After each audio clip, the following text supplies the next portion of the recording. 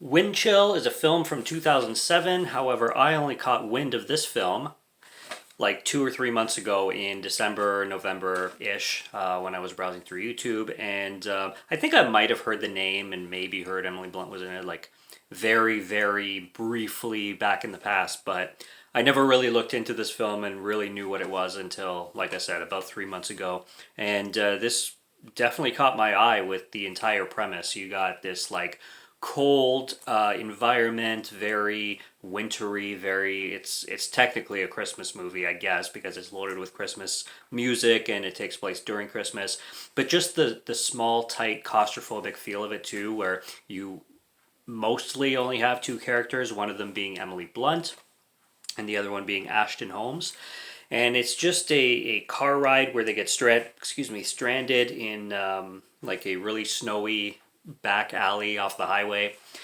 And then creepy supernatural shit starts to happen. So I was sold with that alone. I definitely kept this in mind for the winter season, and I really wanted to watch this on a cold, spooky night. However, this specific week definitely hasn't been that dark or that cold. We've actually been having quite nice weather here in Ontario, which sounds like blasphemy because it should be, blizzards everywhere. But lo and behold, people from Canada don't live in igloos, actually.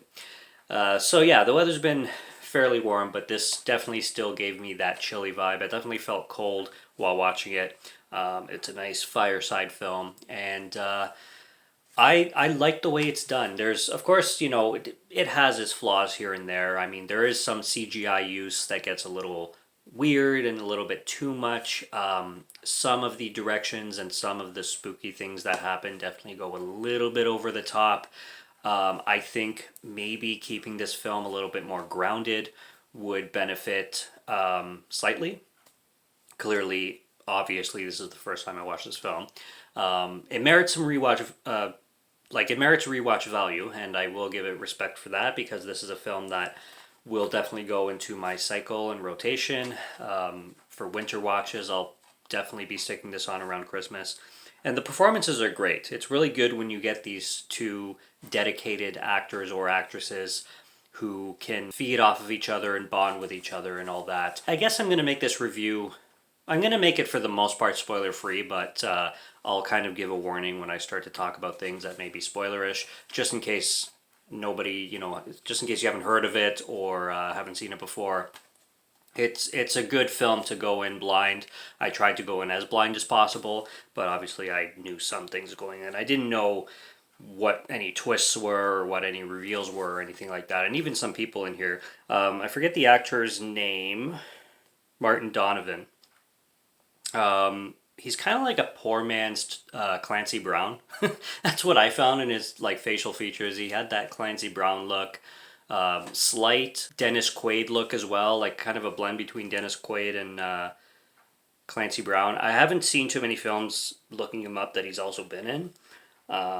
It's also directed by Gregory Jacobs, who I haven't heard of, but will be looking up. And yeah, aside from its atmosphere and aside from the road trip kind of feeling to it, there's nothing really else that I can say that's not spoilery. So from here on out, I'll get into certain things that could be considered spoilers, so here's your fair warning. However, I'm not going to be getting too detailed into it because this is a first-time watch, and I don't do that. First-time watching films, I kind of just give my general thoughts on them. This is also a film that I probably should have saved for a Christmas review or something like that, but because I was specifically saving this for the cold season, and it is cold season technically, even though it's not that cold, like I said, it's a good time to review it. But I would probably have more to say if I watched it multiple times, which I have not. There's a scene where they get to a gas station close to the beginning of the film. By the way, this clearly predates Ubers, because I love how there's this billboard outside of the college campus that they go to, and there's phone numbers on the board. It's like a sticky board or something you put pins on, of people offering their vehicles as carpooling kind of thing. And I'm watching this, it's literally 15 years later they invented Uber, and then none of these things are even relevant anymore. So that kind of made me laugh. But regardless, they get to this gas station, and I think maybe not though, but I think I wonder, anyway, that's the best way to put it, if the supernatural stuff started to happen when Emily Blunt's character, girl, gets lost or gets locked in the washroom, because she gets locked in there, and then when she comes out, she starts to yell at the guy for not being able to hear her knocking and screaming and all that. So I wonder if that was like the catalyst and the trigger for all the supernatural stuff to happen. But I do at the same time wonder, because it didn't seem like anything really supernatural was going on until they got to that road and got into like the ditch, essentially. I just wonder about that. But it definitely seemed like a very Silent Hill-ish moment, which a lot of this film actually did remind me of, like a Silent Hill scenario. There's a film I own too, and I actually reviewed on the channel, that by this film's third act, this was really reminding me of, and that film is called Scenic Route. And like I said, I reviewed it on the channel if you want to go see that review. It's a good film. And I thought this film was going to go in that direction. I thought they were going to play with the dream stuff and the hallucinations, where they showed it like once or twice where Emily Blunt would wake up and everything that happened like the last 20 minutes was her kind of hallucinating and dreaming.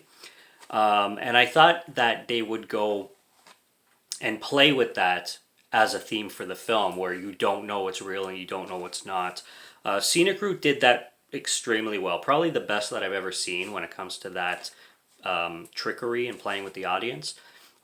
This film didn't really do this. I found the ending of this film kind of linear and kind of conclusive. Like, it was really difficult for me, like I said, in a first time watch, to see a lot of the mystery in this film, because it definitely plays out quite generic, and it plays out in a way that I've seen in other films. You know, ghostly figures are coming back from the dead, trying to give warnings, and you have this like ghost world of people who were murdered, and the ghosts want to seek revenge on the cop character, and you have this whole ghostly like kind of time loop going on. Another question I had at the end is if Ashton Holmes was dead the entire time, because that's another question that was raised. Was Ashton Holmes leading Emily Blunt's character to death kind of thing and into the ghost world, and purposely wanting to kill her essentially in that spot? But it made me question as well, because what would be his motive to do that? I mean, he does play off through the entire film as a complete stalker. And he becomes obsessed with this girl, and just the reveals that happen where he's peeking over her shoulder to see her cell phone and seeing that she needs a ride to Delaware, my bad. And she makes the glasses comments, how she only wears her glasses in her dorm, and he's like, you look great with your glasses or something, paraphrasing. She's like, how do you know? I only wear them in my dorm. So it gives this suggestion that he's peeking at her in her dorm. Telling you, this guy he has not studied game for a single minute, because if he has, he wouldn't be doing any of this pathetic shit. Later on in the film, around the third act, he's like, if we make it back next time, if I'm in class, I'm just going to approach the girl and say hello. I'm going to work up the courage and just do it. And I'm like, yeah, good idea.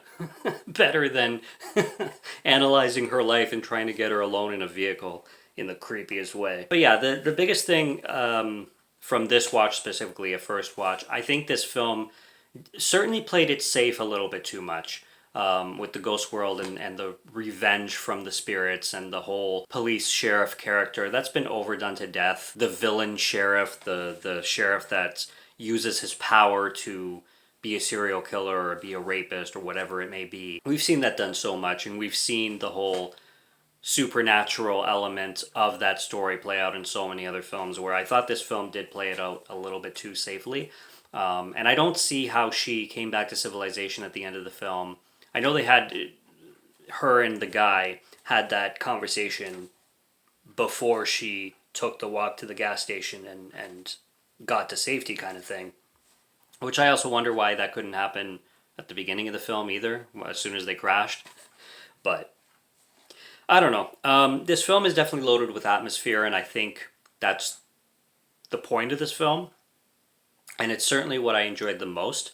I think this is like a really creepy, wintry, chilly movie called Wind Chill that you can definitely get a lot out of. It has that charm that a lot of indie films have. It has that rewatch value and that mystery that you definitely want to understand a lot by watching it a lot, and kind of come up with your own answers to everything that goes on. So I did enjoy it. I gave it a 3.5.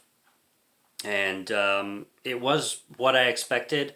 I think my only gripe with it is just it did play itself a little bit too safely, but could be worse. As for atmosphere, I think it's perfect, and it's one that I'll keep, and it's one that I will keep. I will watch more of in the future. So I'm glad I discovered it.